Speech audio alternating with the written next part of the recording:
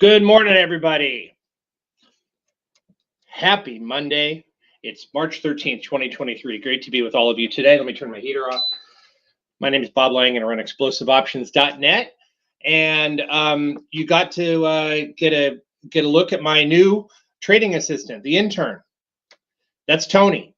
So he's my trading assistant over here, and I suspect my results are going to get exponentially better with the help of Tony as at my side. So great to be with all of you today. So just quick thing first before we get started. We have a lot to cover today. Hopefully, we can get it done before 9 o'clock. Just to let you guys know, this is happening this week, but you only have a chance to get in to March Madness by Wednesday. Wednesday's the deadline. So go to the explosiveoptions.net/bracket-challenge with a slash and sign up. It's free. All right. But as you can see down over here, there's some good prizes, a whole year's worth of total access. Second prize, another 6 months of total access, and third prize gets 3 months. And then if you beat me, none of you are going to beat me. I said that last year and I finished nearly last. So if you do beat me, you'll get a free month in the chat room. So what is the chat room? The chat room here is an amazing place over here, which you can see. We post a lot of stuff, a lot of educational things, a lot of trade ideas all day long. And it's a wonderful place to be. And yes, I am Cowboy Bob today, Pat. So I got Leanne was at a party over the weekend and got this lovely pink cowboy hat. It says birthday girl on it, as you can see. So I'm wearing it today because my hair's a mess. All right, so let's talk about markets here for a little bit, and I hope all of you get a chance to sign up and challenge me in March Madness. The brackets are out now. They were opened up yesterday, and hopefully you guys will all get a chance to play. All right, so let's talk about markets over here. And as we know, unless you've been living under a rock, you know that Silicon Valley Bank was seized on Friday by the FDIC, and basically the equity is going to go down to zero. And now, as of last night, they have announced that they're going to guarantee all the depositors their money if they had it at the bank. And then another bank last night was closed, Signature Bank, SBNY, which I'm going to brag a little bit here because you'll notice here, this is why I'm telling you the chat room is an amazing place over here. You can see here that, on Friday, I saw the bank was pretty much in trouble. It was trading horribly, especially the last hour or so. So we came in and bought some April 75 by 50 put spreads at about 9.90. It was kind of expensive for that, but it was more than a 2-to-1 win rate. So you can see that was posted in the chat room on Friday, March 10th. At about 3:37, about 23 minutes before the market closed. So they've closed this bank down. So all I have to do is wait for this thing to start trading. If it trades again on the pink sheets or whatever, I believe the Options Council will go ahead and honor exercising on this name and along with Silicon Valley. So anybody who has put should be able to get them done. I need to call and find out, but this should be a good trade for us. So this is stuff that we had a couple of people in the chat room went in on this trade with me. So that's what you get when you get in the chat room. So this is hopefully something you guys get a chance to do. So here we go. S&P futures down 40 handles this morning. NASDAQ down 50. Dow Industrials down 350 right now. So if you didn't know it, the Dow Industrials were down over 1,300 points last week. 1,300. The S&P 500 was down more than 4% on the week. Stunning week. Stunning numbers, and especially the last day on Friday. But we had a big down day on Tuesday. We had a big down day on Thursday, and then we coupled with a big down day on Friday. IBD went into market in correction. They'd just gone market in confirmed uptrend a week ago Friday. Then they went into market in uptrend under pressure on Tuesday after Tuesday's close, and then on Friday they finally went in a correction. So we see yields dropping sharply today. So I'm going to make some comments on this, right? And some of you may have seen a few of my tweets over the weekend. I put out a lot of things and a lot of views, a lot of opinions about what happened and what was going to happen going forward. First of all, my views are my views, and if you want to learn something, if you think I'm smart enough to teach you something, that's great. If you have a different view and opinion, that's cool also. But when it comes to my opinion and my views about things, it is completely unrelated to how I'm going to trade today. Market's going to open up in about 45 minutes. And while all those things are in the back of my mind, I can't think about that stuff when the market opens, when you have that 6.5 hour window of trading between 9:30 and 4 p.m. Eastern time. All right. All those things that I thought about, I wrote about over the weekend, out of my mind. All I'm focused on is the price action, what's happening in front of me, right? What is the market doing? What side can I be on to make money during this trading day, Monday? That's all I care about. And that's all any of you should care about.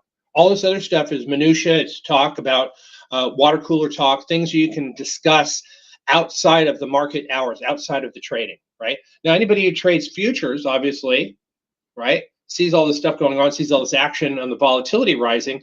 Look, the VIX is up 5.5 points. We're up over 30% now. We haven't been over 30% since October of last year, right? There is a lot of fear being built into this market right now because there's a lot of uncertainty. We saw this starting to happen on Thursday and Friday of last week, right? So you have to be mindful of this, regardless of anybody coming on TV telling you this is still a bull market. Or last night I heard somebody on CNBC say, some good things are happening here. This is a good thing. Futures were up 30, 40 handles. Now we're down 46 handles. We've reversed 100 handles, 115 handles from the high last night. Where were we last night? We were up here. S&P futures were 39.58. The high, right? Roughly 39.63. Now we're at 38.49, right? There is some serious fear in the markets here. The fear is created by uncertainty, right?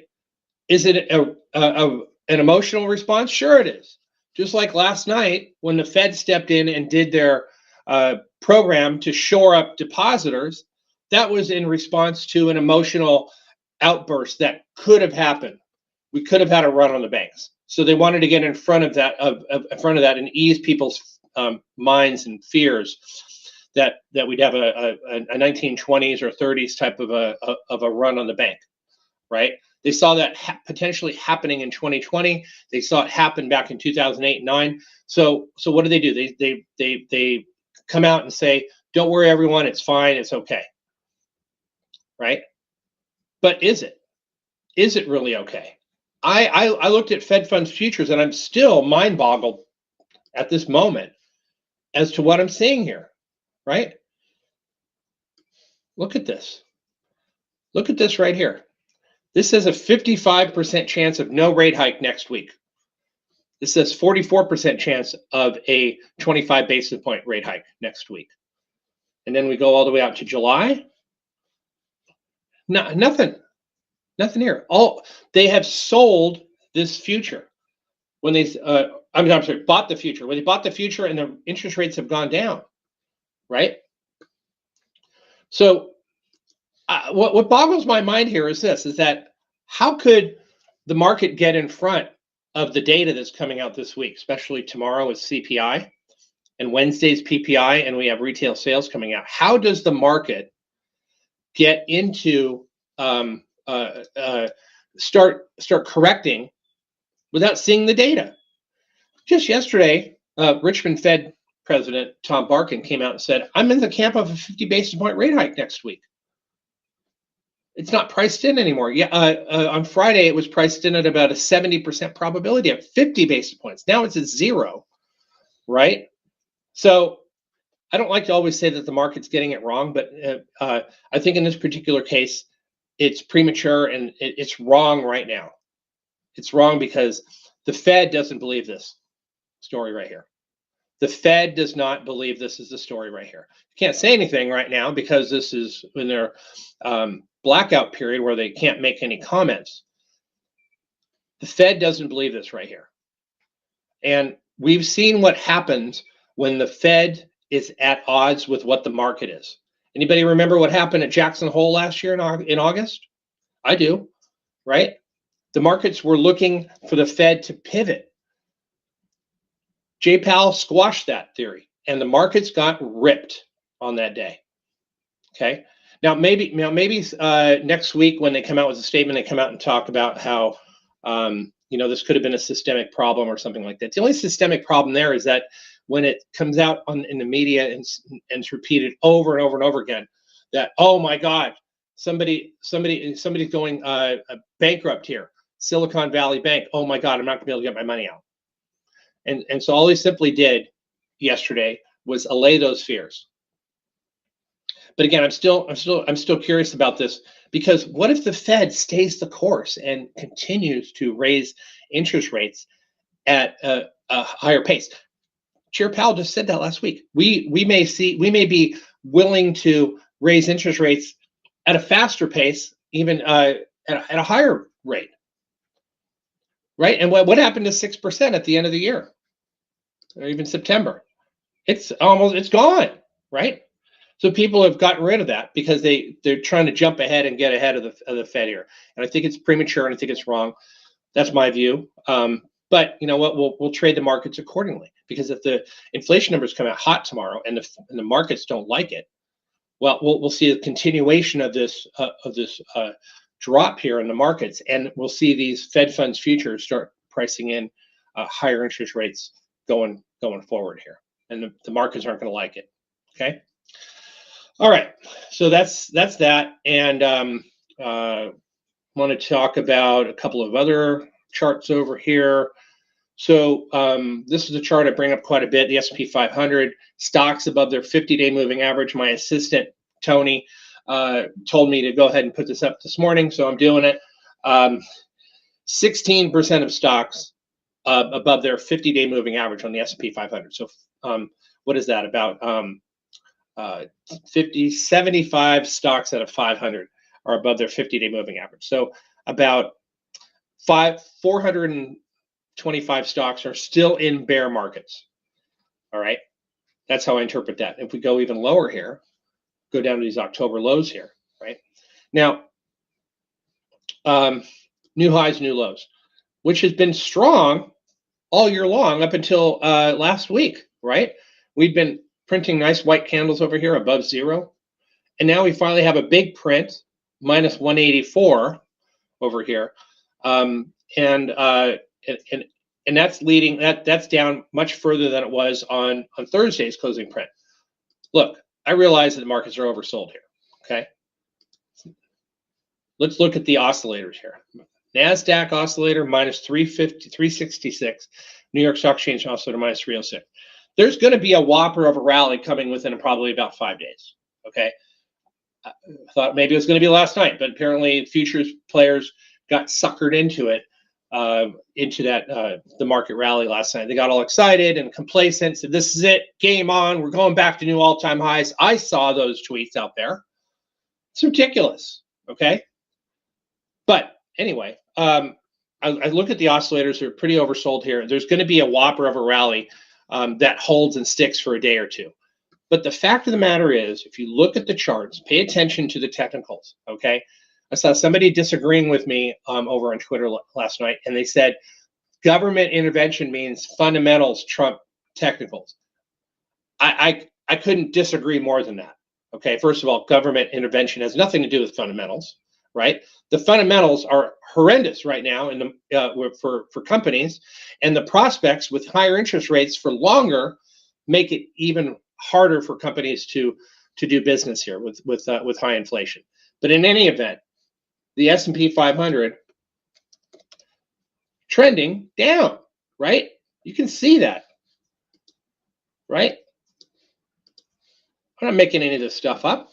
You see it's trending down. The 20-day moving average, which is the dotted line over here, is coming down over here. The cloud is about ready to turn red. The MACD has been on a bear signal since the middle of February.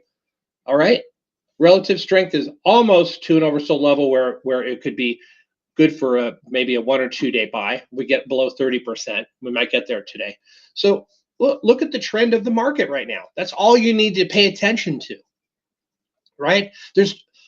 I come across these people all the time. They want to catch the falling knife. Okay, it's down a lot really, really hard for 4 days in a row. Okay, this is the day I got to get in there and catch it, because if I don't, it's going to run away from me. It's the wrong approach, folks. The wrong approach. If you're trading market momentum, you have to wait till that bottom is put in place. Because what if last week you thought Thursday was the bottom and you bought it, and it went down even further on Friday, and then oops, today happened. Okay, so hopefully that helps you out over here. You kind of get an idea where I'm at over here. I'm not looking at a lot of stocks right now. I don't really have a good read on things other than looking to add something to the downside. We bought some Caterpillar puts last week. I do like that.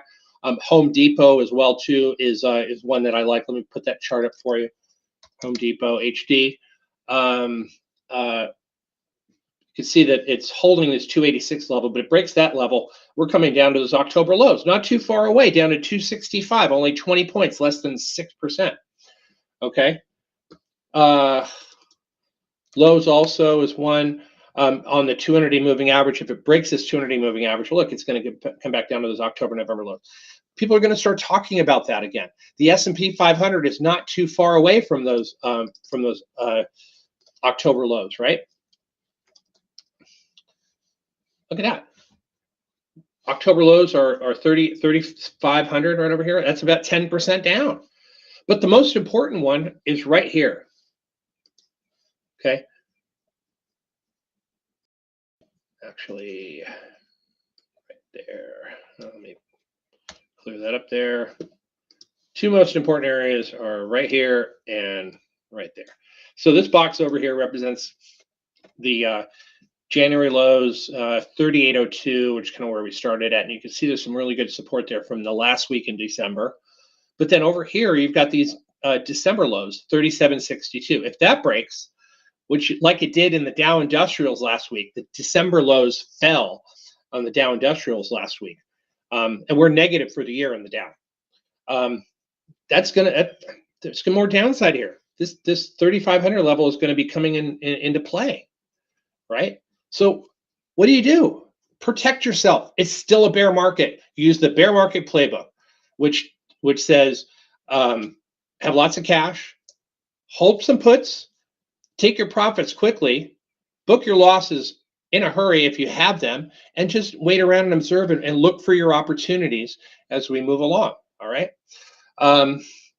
Again, stop listening to other people.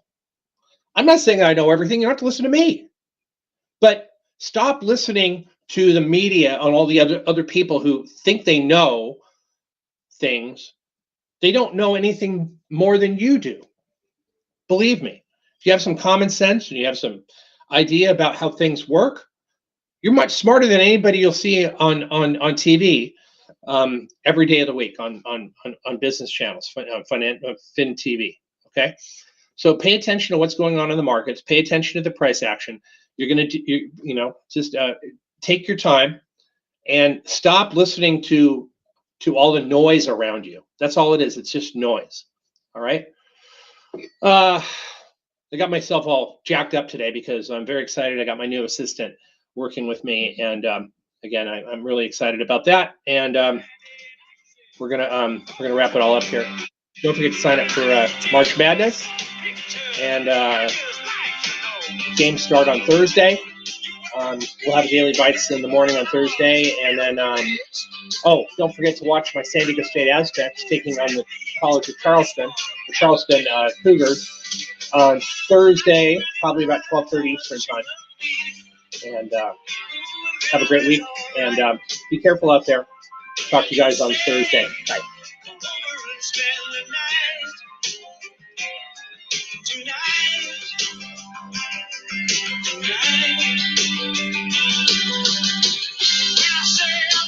You say you better